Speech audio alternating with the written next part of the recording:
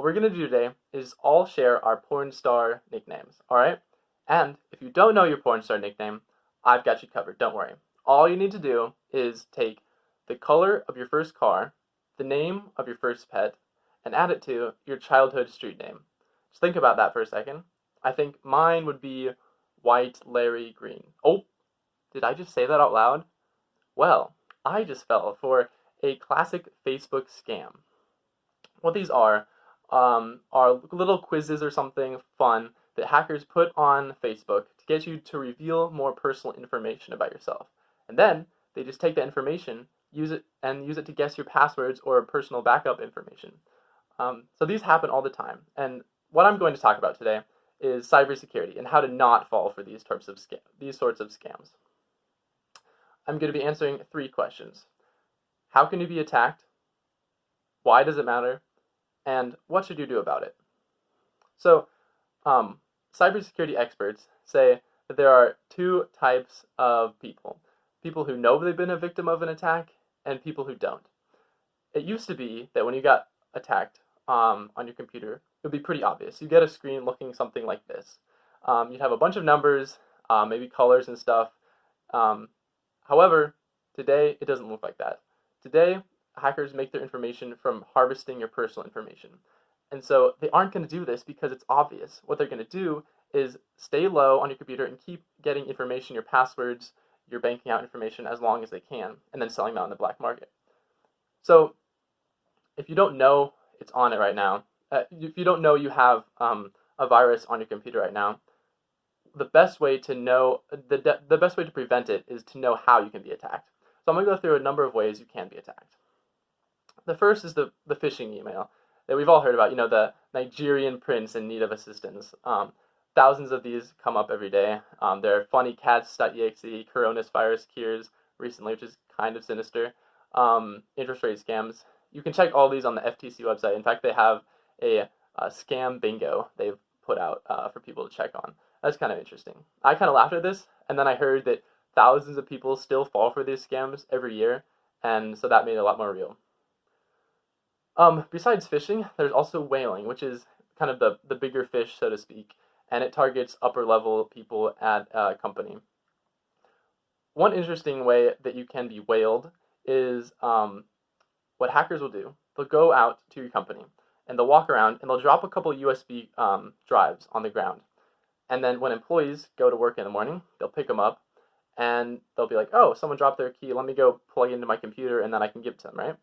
Well, wrong, because what is on there is probably a virus in this situation, and it will take over your computer and take over bank account information and stuff. So, as a general rule, if this actually happens, do not pick up USBs and put them in your computer because there is risk involved with that. Yeah. Another example of something you can fall for is ransomware. I don't know if you've heard about this. It's when an attacker gets control of your computer and then encrypts all the information on it, including your personal information, your passwords, your websites, your apps, everything.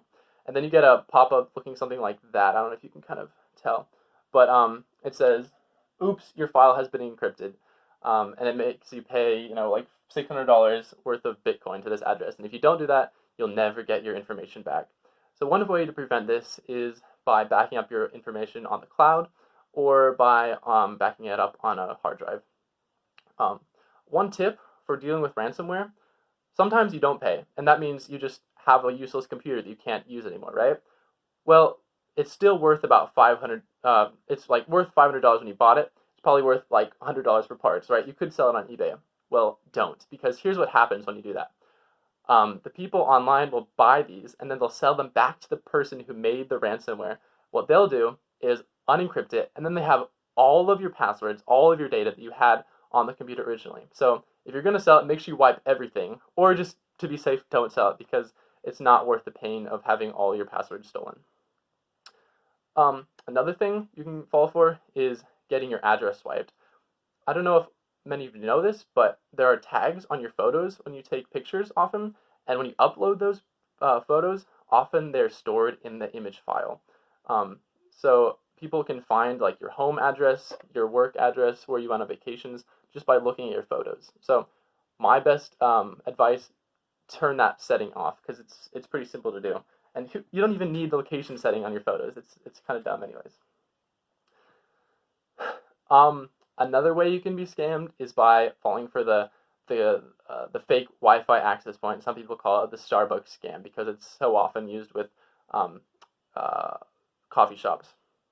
What hackers will do is they'll set up a fake like VPN Wi-Fi access network, and people will click on it, and then you can see all of the internet traffic that they go on there, including if they like log into anything, you'll get your password. And I looked up how to do this actually, and it takes about 2 minutes. Here's a screenshot from the YouTube video. It's totally simple. It's insane how easy it is to steal people's information. I think it's illegal, so I'm not going to do it. But you just have to be careful because it's out there and it's very accessible to criminals. Another way you can be hacked is by having a bad password. We all know what the bad passwords are. I won't go into them. But what you should not be using is a password. In fact, what you should be using is a passphrase. And a passphrase is a series of random words that's a lot longer than a password. So like, for example, wall drone pencil 2. I don't know. It's easy to remember because it's words and it's a lot longer. And this little infographic shows how much of a difference longer passwords take. So you see 7 characters takes 29 milliseconds, whereas if you have 12 characters, it could take up to 2 centuries for a computer just going through all the options to finally make it to it. So that's a really good thing to have, passphrases. And then finally, quantum computers. These are more of a long-term threat, but I thought I'd put it in here because it's something that we should be aware of. Quantum computers are the use of like atoms and electrons instead of bits to store information, and long story short, they're going to be a lot faster at certain processes, including SSN decryption, which is what makes up basically all the encryption on all of our computers. So when these come out fully functional, that's bad news for basically all cybersecurity. And I mean, this isn't just a dream. IBM, this is IBM's, I don't know if you can see it very well. Google has made a functioning one that they've made a bunch of processes completed with. So this is something that probably will come up in about 10 years. So why does this matter? Well, I mean, selfishly, it can affect me, it can affect you, we have to pay. But even beyond that, it affects all of us, because when you pay $400 for ransomware or you get your bank account hacked, that money doesn't go to some smart, poor programmer in India. It goes to fund cartels, gangs, the mafia, and organized crime. So, like, for example, the drug trade used to be the biggest criminal activity in the world. Now it's cybercrime. In 2015, there was $45 billion worth, or $45 billion in cybercrime. So it's a big business that we should all avoid. It continues injustices and exploitation in the world. So what can we do? What should you do? Ideally, we would forget antiviruses and firewalls, and we would go to some international security force that prosecutes cybercrime across the world, because it's really hard to get criminals on cybercrime when they can ping to different countries in the world. It's almost impossible if we don't have multiple countries working together. In the short term, what can we do? Well, we can follow the best practices that are out there that will protect ourselves and protect others. These are: be wary of emails so that you don't fall for phishing and whaling scams. Don't use sketchy websites so you don't get ransomware or other viruses. Choose passphrases, not passwords, so that hackers cannot guess your password very easily. Make security updates as soon as possible. This prevents zero-day attacks, which I didn't even have time to get into. Backup files so you don't get ransomware. Don't tag photos with location data. We don't want our criminals knowing our home information. Don't sell your computer after ransomware, as I already talked about. Don't pick up USBs, and check the FCC website because they'll have up-to-date scam reports. And don't give out personal information, even if it is fun, like your porn star name. If we do all this, then it will make it a lot harder for the hackers to do their jobs. So that's all. Here's my sources. Thank you for listening.